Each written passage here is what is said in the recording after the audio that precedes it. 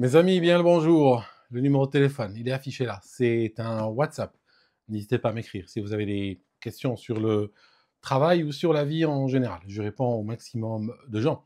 Autrement, si vous voulez une séance ensemble, vous pouvez booker sur le calendrier que je mets dans le descriptif de la vidéo. Il y a encore des dates ouvertes. Quand je suis occupé, je les enlève, mais pour le moment, j'ai du temps et donc ça me fait très plaisir d'aider un maximum de gens. Mon livre Toxique, disponible sur Amazon, ce que les coachs de carrière ne vous disent pas. Aujourd'hui, je suis là pour une problématique qui fera beaucoup de monde. Pourquoi je le sais? Parce que, tout simplement, à en juger par le nombre de messages que je reçois. Des gens me racontent le scénario suivant. On est dans une entreprise, et puis soudainement, ce qui se passe, c'est que on va ouvrir une succursale en Inde, typiquement Bangalore ou autre. Hein. On va leur dire, voilà, on a ouvert un succursale. Alors, il faut savoir une chose. Dès que tu entends parler d'Inde dans une entreprise et que tu vois qu'il y a un positionnement sur le marché indien, c'est qu'on est dans une logique de délocalisation. C'est que ton travail va probablement sauter. Je ne dis pas que nécessairement, dans 100% des cas, il va sauter, mais je dis que dans la balance des probabilités, ils sont en train de discuter comment réduire la masse salariale.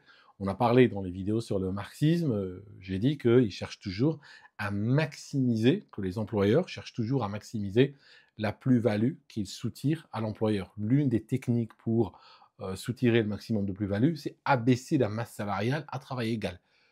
Sur beaucoup de postes aujourd'hui, on arrive à faire le travail à l'étranger avec des gens qui sont payés vraiment au rabais. Et donc, on chasse à ce moment-là, on vire, on licencie les gens qui sont en Europe et qui coûtent trop cher. Donc, typiquement, ce qu'on va faire, et ça, je trouve absolument atroce, et là, je vais vous parler peut-être en tant qu'Africain, il y a quelque chose qui me choque, c'est le fait qu'on demande aux gens de former les Indiens. Ça signifie ce qu'on va faire, on va ouvrir la centrale à Bangalore. C'est très facile à faire parce que de toute façon, il y a des agences qui font ça. Les Indiens ont compris que les Européens sont friands des délocalisations. Ils ont compris qu'il n'y a aucune loi qui bloque les délocalisations, qui les régule ou autre. Donc, on est en Europe. Vous savez que le bouchon de la bouteille d'eau, qui est devenu quelque part l'emblème ou quelque part le symbole mondial. Hein, l'Europe est la risée du monde à cause de ça. Il est devenu le symbole du micromanagement de l'État, et de la mainmise de l'État sur nos vies tous les jours, par ce micromanagement du moindre détail de nos vies. Eh bien, l'Europe n'est pas capable de réguler les délocalisations vers l'Inde. En réalité, elle ferme les yeux dessus parce qu'elle les regarde avec une certaine complaisance. Forcément, vous savez que l'Europe, hein, l'Union européenne, ou bien l'État français ou l'État britannique sont là pour gérer les affaires des classes dominantes. Ils ne sont pas là pour prendre des décisions dans ton intérêt ou dans le mien, ça tu dois le savoir. Soit tu le découvres quand tu as 15 ans, soit tu le découvres quand tu as 50 ans, c'est pas un problème, mais tu finiras par le découvrir. Tu finiras par le voir à un moment donné, que l'État n'est pas là pour gérer tes affaires à toi, il est là pour gérer et faciliter la vie des classes dominantes. Donc, ce qui se passe, c'est que on dit aux gens, eh bien, il va falloir former les Indiens. Former veut dire transférer votre savoir. Alors, bien entendu, on ne va pas prendre des gens qui ont été recrutés au rabais, transférés sans savoir, mais l'entreprise s'en fiche vraiment de la qualité. Pourquoi? Parce que, regarde, mettons qu'ils ont un employé en France, ils lui payent, je dis n'importe quoi, 3 000 € par mois. En plus, ils doivent payer des charges dessus. Hein, c'est des charges très élevées. Donc, eux, ils regardent l'employé, c'est peut-être 5 000 – 6 000 € par mois qu'il leur coûte réellement. Rajouter à cela, bien entendu, le fait qu'il y a des locaux dans lesquels ils travaillent, qu'il faut chauffer, tout ça. Je veux dire, il y a tout le reste des dépenses qui vient se greffer dessus. En plus, il a beaucoup de droits. Il peut faire grève, il a des vacances extrêmement longues, la femme peut tomber enceinte et partir pendant des mois et on lui garde son poste au chaud, tout ça. Donc, tout ça rentre dans les coûts tels que vus par l'employeur. Alors qu'en Inde, ils n'ont pas ça du tout. Je vais dire, les gens sont corvéables à merci, on peut les recruter, les virer comme on veut, tout ça. Donc, même si ces gens qu'ils vont recruter dans des centres justement spécialisés vont faire un moins bon travail, mais on compare aussi la qualité au prix. S'il a un employé français qui lui coûte 6 000 € par mois, qui fait, on va dire, un bon travail, et que face à lui, il a un Indien qui coûte 600 € par mois et qui fait un travail moyen à passable. Tu vois ce que je veux dire? Il y a une énorme différence de coût et puis il y a une certaine différence dans la qualité du travail, mais c'est pas grave. Au pire des cas, on en recrutera 2. Hein, c'est pas grave, on en recrutera 2, ça fera 1 200 €. Vous voyez qu'on est toujours en dessous de la valeur qu'on paye en France. Donc, ce qu'ils font, c'est ils vont forcer les gens à former les Indiens. Ça signifie, moi j'étais dans une boîte, on voulait qu'on écrive ce qu'on appelait des KB, des articles dans une base de données interne. Ils ont installé une sorte de Wikipédia, si tu veux, interne, et ils ont dit, on exige que chaque semaine, chaque vendredi, on va checker que chacun de vous a écrit un article.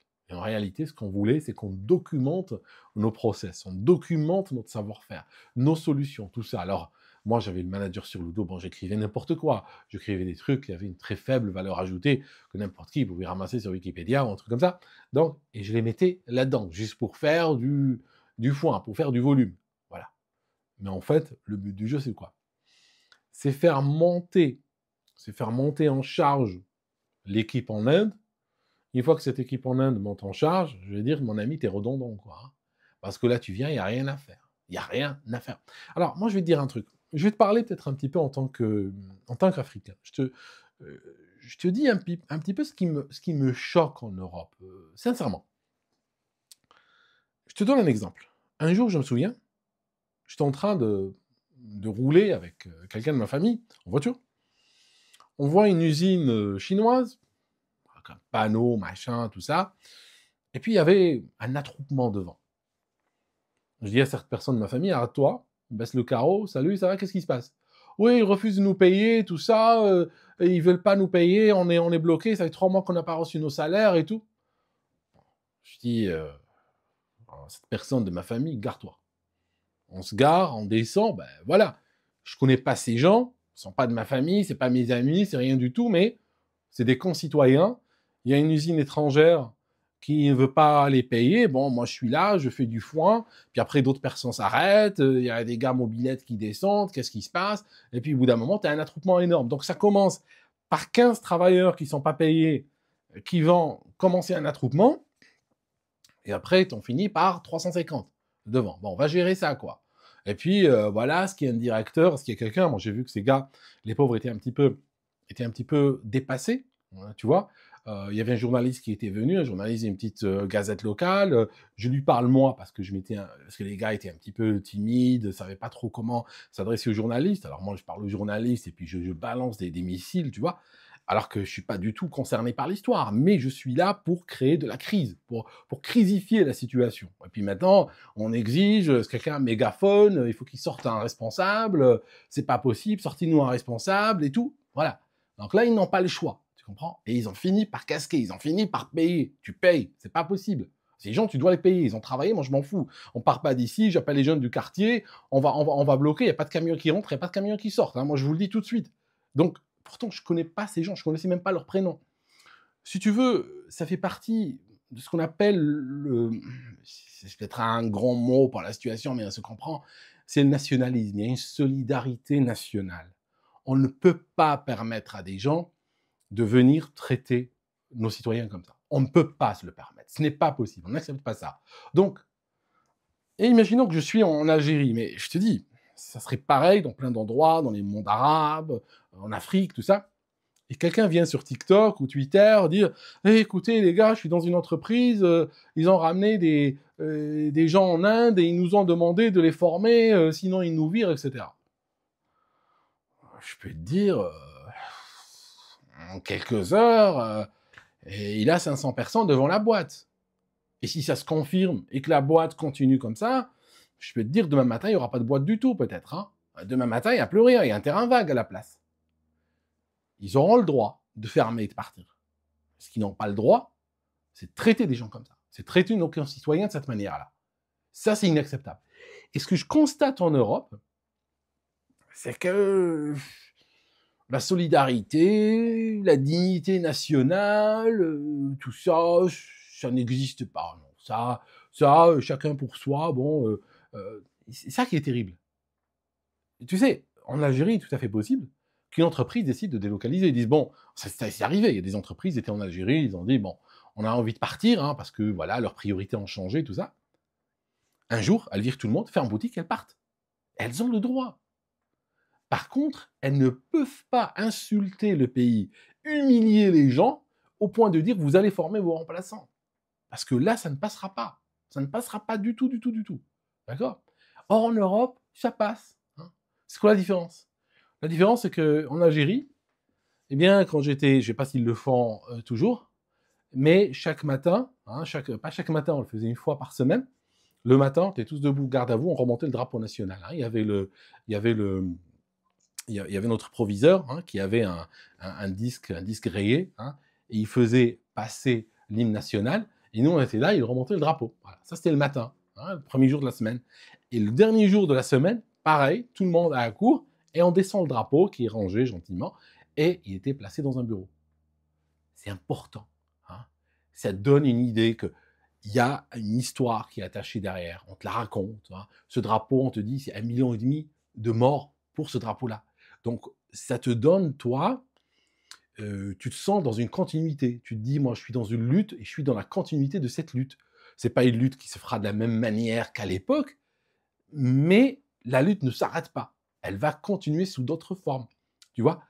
Alors que je suis, par exemple, au Royaume-Uni, si un Britannique décide d'accrocher le drapeau, pas ukrainien, le drapeau britannique à sa fenêtre, potentiellement, il finit avec la police. C'est arrivé déjà. Des gens ont accroché le drapeau britannique, et puis, au bout d'un jour ou deux, tu as deux flics un petit peu gênés, ou tu as une nana avec un badge de la mairie. Bonjour, voilà, je suis désolé de vous déranger, mais votre drapeau, il a causé de la détresse, il a causé de l'offense, il a été mal pris, je suis désolé, on a eu des plaintes. Et il va falloir l'enlever, c'est comme ça. Je sais que vous êtes au Royaume-Uni, mais le drapeau britannique, nous, on n'en veut pas.